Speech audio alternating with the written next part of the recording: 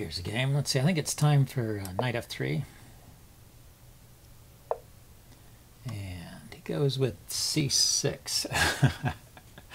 I don't quite know what to make of that move. Normally they play d5, and you continue with c4. I think I'll play c4 anyway, and we'll get maybe an English setup. Or a Slav. Here, we're going to transpose into a Slav at this point. And he pins my knight. That's interesting. Usually the bishop in the Slav comes out to f5 rather than g4. I don't know if there's a particular problem with this move. Here, let's keep developing.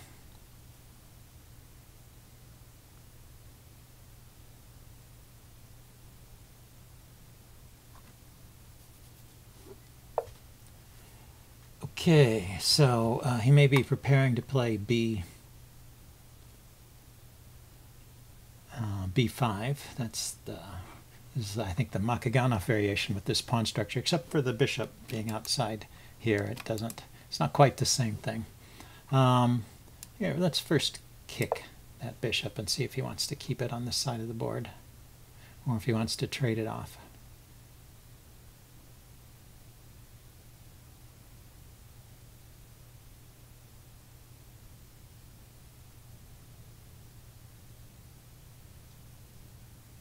Okay, he's thinking about it.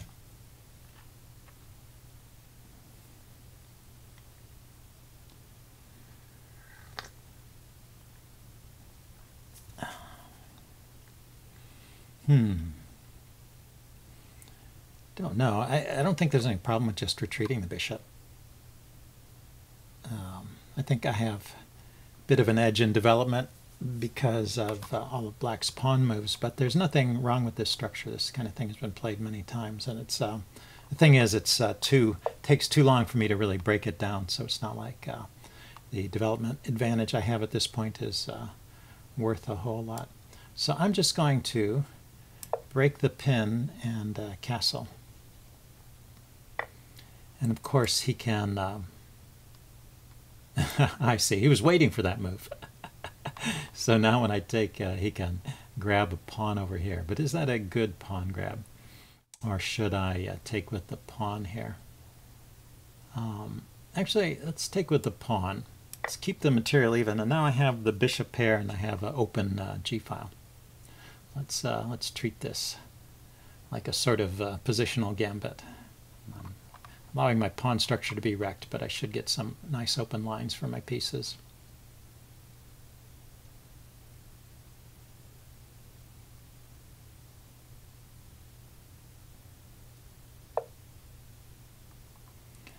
So rook to g1 immediately. The knight cannot hop into e4, which is nice. And the rook here puts some pressure on this g pawn, so he will have to do something before moving the bishop. Maybe play g6, something like that, which will create weaknesses of its own. And here I might be able to play, after g6, I might be able to play e4 now, open up this diagonal for the bishop.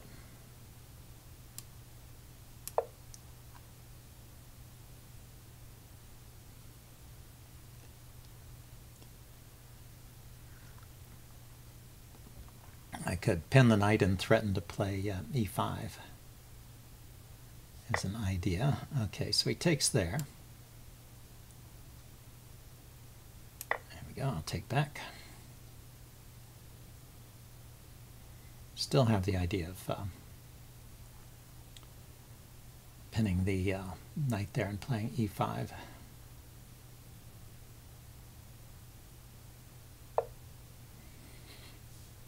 Yeah, so he's putting pressure on my d-pawn. So if I go here, the knight can't move right away, and he can't take right away. So I have time for this. He might try h6. I drop back, and then he breaks the pin. Drop back. And then he could move the knight, and I would have to do something about this pawn. Yeah, let's try it and see if he plays. See what he plays here.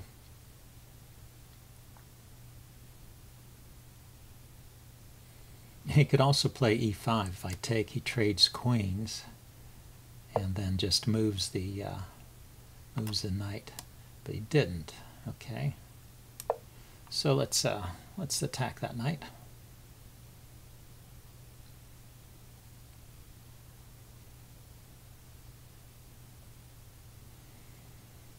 I don't see a way out of this. Sometimes you can counterattack the bishop with h6, but in this case I can just take.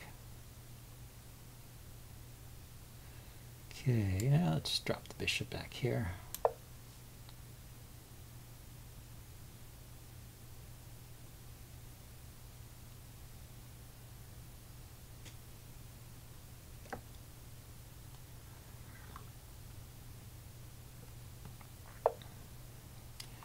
And he's attacking the knight, so let's pile up here.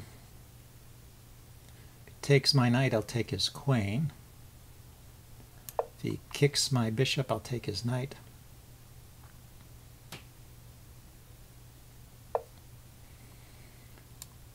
Okay, so let's take some stuff off here. Should I start by taking with the knight? I think I should start by taking with the pawn.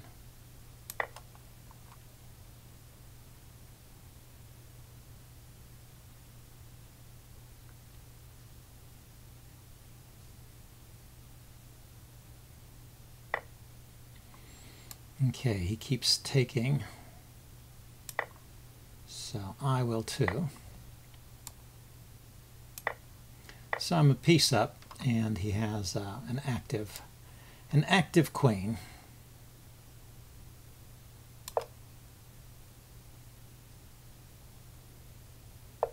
And I'm just going to castle queenside here.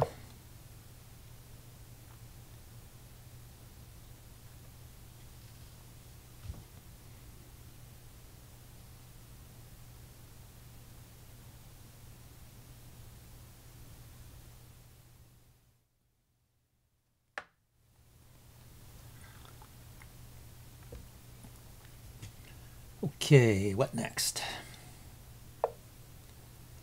Gets a check. Let's move the king one step over. He plays there. Yeah, my idea was to push the pawn forward.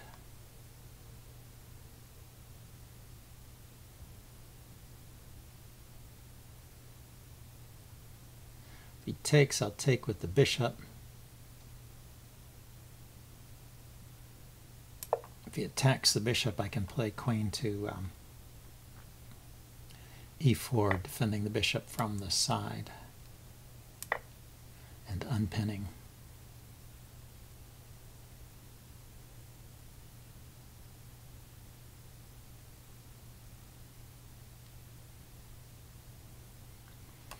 Or maybe even queen to c4, lining up with the bishop here against f7. But, oh yeah, queen e4 defends the f-pawn. So, that's the simple way to play this. I think the best way. Don't want to give away more pawns than I have to. So he's got just one pawn for the piece, and even though my structure is a bit ragged here, really shouldn't be too much. So let's get something going against his king here.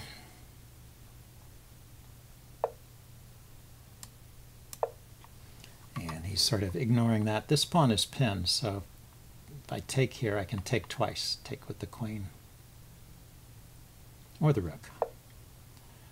So let's go for that.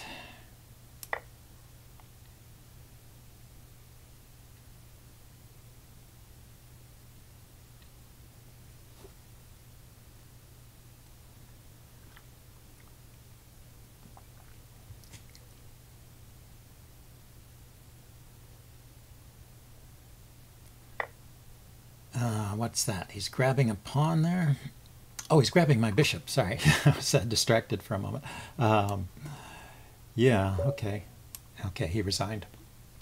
Yeah, I mean, he's going to be a whole rip down. So that will be the end of the game. Okay, it was interesting. I guess I will upload this into a postmortem and see you guys later. Bye.